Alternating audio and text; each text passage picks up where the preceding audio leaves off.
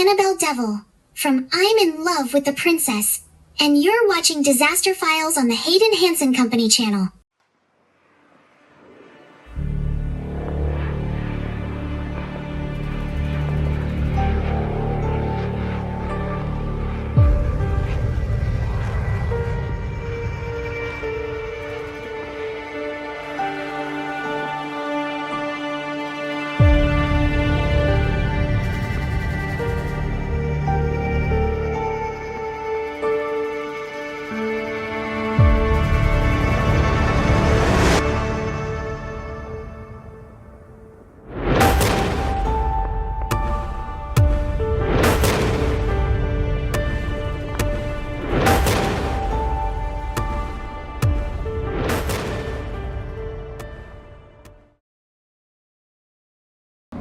Hi, I'm David. And I'm Hayden. And this is episode 2 of Disaster Files. Today we're going to center on Deepwater Horizon. Picture this, it's 2010 and you're 40 miles off the coast of Louisiana, standing on the deck of a massive offshore drilling rig, the Deepwater Horizon. This rig's supposed to be one of the most advanced in the world, drilling deep into the Gulf of Mexico to tap into a massive oil reservoir. But on April 20th, everything goes horribly, catastrophically wrong. The rig explodes, and the worst oil spill in US history unfolds. How did it all go wrong? And could this disaster have been prevented? Today, we're drilling down into the mystery, the Deepwater Horizon spill. April 20th, 2010. The Deepwater Horizon, owned by Transocean and operated by BP, is in the final stages of drilling a well called Macondo, nearly 5,000 feet below the surface of the Gulf of Mexico. This isn't your average backyard projected deep water oil well with millions of barrels of crude oil lying beneath the seabed. BP is pushing to finish the job ahead of schedule, and they're about to make a series of decisions that will lead to one of the worst environmental disasters in history. That's right. BP and Transocean, along with other contractors like Halliburton, are all working on this rig. And while they've had some issues with pressure build-up in the well, they decided to move forward with cementing the well, a process meant to seal it off. Now, they could have done more tests to make sure everything was stable, but they didn't. And my friends, that's where the trouble begins. Around 9:45 p.m., disaster strikes. Methane gas shoots up the well, hits the rig, and ignites. The explosion is massive. The rig quickly becomes engulfed in flames, and chaos breaks out as the crew scrambles to evacuate. 11 workers lose their lives in the explosion, and many others are injured. The rig burns for nearly 2 days before it finally sinks to the ocean floor. But the nightmare is only just beginning. Here's where it really gets bad. When Deepwater Horizon sank, the riser pipe, which connected the well to the rig, snapped. This meant that the oil, crude oil, started spewing uncontrollably from the well, straight into the Gulf of Mexico. And here's the kicker. BP had no real plan for dealing with a spill this massive. The well is a mile below the surface, and now they have to figure out how to stop it, while millions of gallons of oil are already pouring into the ocean. In the days following the explosion, BP tries to downplay the situation. At first, they claim only 1,000 barrels of oil a day are leaking. Spoiler alert, it was way more than that. Independent estimates eventually show that it's closer to 60,000 barrels of oil a day, about the size of an Olympic swimming pool being dumped into the Gulf. And it continues for 87 days.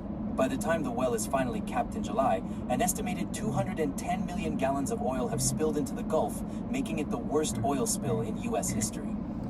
So you've got oil covering over 68,000 square miles of ocean, killing marine life, destroying ecosystems, and ruining the livelihoods of thousands of people who depend on the Gulf for fishing and tourism. The cleanup takes years, and even now we're still dealing with the fallout. It's not just about the oil either. BP tries several methods to stop the leak, but they keep failing. They try something called a top kill, where they pump heavy drilling mud into the well to stop the flow of oil didn't work. Then they try a containment dome to capture the oil also didn't work. It's like they're throwing darts at a board blindfolded, hoping something will stick. And then, of course, there's the infamous Corexit. BP decides to spray millions of gallons of this chemical dispersant to break up the oil. Now, they said it would help clean up the spill, but some experts argue that the Corexit made the situation worse. It didn't make the oil go away, it just made it harder to see. And that's not even touching the health risks associated with this stuff. Fishermen and cleanup workers reported illnesses from exposure to the dispersant, but BP just kept using it anyway. Naturally, BP faced a lot of heat for this disaster. In the months following the spill, there were multiple investigations to figure out how things went so wrong. And boy, did they go wrong. BP was accused of cutting corners to save money and rushing the job. Some called it negligence, others flat-out criminal. The US government eventually charged BP with manslaughter, environmental crimes, and lying to Congress. They agreed to pay over $20 billion in fines and settlements, the largest environmental fine in US history. But this is Disaster Files, so let's dive into some of the wild theories surrounding the Deepwater Horizon disaster. Could there be more to this story than corporate greed and bad decisions? Some people think so. One of the more popular conspiracy theories is that the Deepwater Horizon explosion was no accident, was sabotage. There are whispers that rival oil companies, or even eco-terrorists, may have played a role in the disaster. According to this theory, someone deliberately sabotaged the rig to cause the spill, either to tarnish BP's reputation or to draw attention to the dangers of offshore drilling. Yeah, that's right. In 2010, the drilling industry was under a lot of scrutiny, especially in the wake of the growing concerns about environmental impacts. Some believe this disaster was a way to force tighter regulations of the oil industry, either by activists or even higher ups in the government. It's a classic case of, let's cause a disaster so we can pass more laws. According to this theory, eco-terrorists infiltrated the rig or sabotaged the equipment. The rig had been having some problems with the blowout preventer, basically the fail-safe device that's supposed to stop a blowout like the one that happened. Could someone have tampered with it? The rig was vulnerable, and there were a lot of workers moving between rigs at the time, so it's not impossible. Yeah, but here's the thing. This wasn't just some environmentalist out there to save whales. There's a version of this theory that says the sabotage was orchestrated by BP itself, or by insiders with something to gain. Sabotage for profit, if you will. The idea is that BP or its competitors could have intentionally caused this disaster to manipulate the oil prices. After the spill, oil prices skyrocketed, and some big players in the industry made a fortune. Speaking of BP possibly benefiting from its own disaster, this brings us to another theory, the insurance job. After the Deepwater Horizon disaster, BP received massive insurance payouts. The theory here is that BP, knowing the well was unstable and that a blowout was a real risk, didn't take the necessary precautions because they knew they were covered by insurance. They cut corners to save on costs, and when the rig exploded, they collected billions in insurance. I guess it's kind of like burning down your own house for the insurance money, but on a massive global scale. You gotta wonder though, would BP really risk the lives of its workers in the environmental devastation for just a payout? It seems pretty far-fetched, but when you look at the company's history, it's not like they've always been the most ethical player in the game.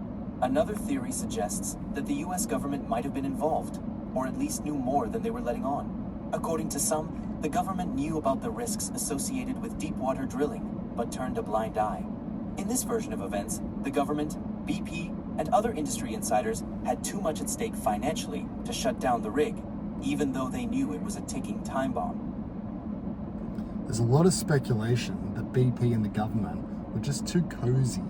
Remember, the offshore drilling is a big business, and BP had powerful friends up in high places. There are even allegations that some of the investigations were tampered with to keep the true scopes of the negligence under wraps. BP might have paid $20 billion in fines, but some conspiracy theorists think they got off easy and that there were forces in the government protecting them. It doesn't help that the regulatory body responsible for overseeing offshore drilling, the Minerals Management Service, had a reputation for being lax and even corrupt. They were known to be lenient with companies like BP, often waiving safety inspections or signing off on risky procedures. It's easy to see how people could connect the dots and wonder if the government was turning a blind eye to dangerous practices. And so, was the Deepwater Horizon disaster simply a case of corporate negligence, or is there something more sinister lurking beneath the surface? Sabotage, insurance fraud, government cover-ups. There are plenty of wild theories, but in the end, we may never know the full story.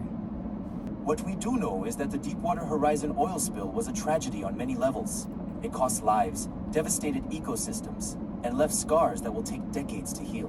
Whether it was human error or something more nefarious, the consequences were real, and they were massive. And so, what do you think? Was it just a tragic accident? Or could there have been some truth to these conspiracy theories? Let us know in the comments below. And thanks for watching, and we'll see you next time on Disaster Files.